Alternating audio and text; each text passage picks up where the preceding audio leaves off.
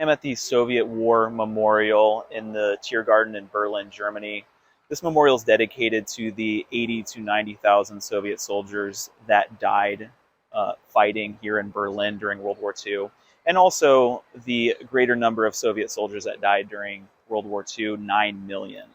And it's generally important to remember the sacrifice of the Soviet Union in defeating Nazism here in Europe. Sometimes it gets overshadowed in the context of the Cold War. It gets shadowed also by Joseph Stalin's brutal repression and crimes against humanities. And it sometimes is also overshadowed by the repressive tactics that were taken by the Soviet-backed GDR here in Germany. But without the sacrifice of the Soviet Union, it's kind of hard to imagine what would happen. After all, it was Stalingrad that became the essential turning point for the war. Once the Nazis were defeated at that battle, it was a steady retreat back to Berlin. Today I'm at the Soviet War Memorial in the Tiergarten in Berlin, Germany. This memorial is dedicated to the 80 to 90,000 Soviet soldiers that died during the fighting in Berlin during World War II, and all of the Soviet soldiers that died during World War II, about 9 million in total. To put that into perspective, there were about 400,000 American soldiers killed in both the Pacific and European theaters of war. It's important to acknowledge the contribution of the Soviet Union during World War II.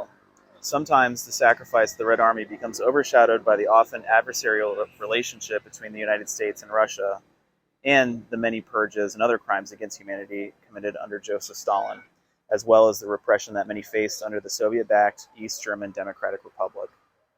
However, the sacrifice by Soviet soldiers during World War II was immense, and it's hard to imagine a world where the Soviets had not fought successfully against Nazi Germany. After all, most historians place the Soviet victory at Stalingrad as the critical victory needed to turn the tide of war in favor for the Allies. This memorial and burial site was built between 1946 and 1949 on around 25 acres of land in Treptower Park and officially dedicated in the presence of Major General Kodakov, the city commandant of Berlin. Building materials include 14,126 tons of Swedish granite from the Reich Chancellery and from stocks Hitler was saving for the construction of representative buildings following the Wehrmacht's victory. It should be pointed out this memorial is in what was once West Berlin in the British sector. And this is also a monument for a country that doesn't exist, a very controversial country. And even with the complicated history of the GDR, this monument still exists and is maintained to this day.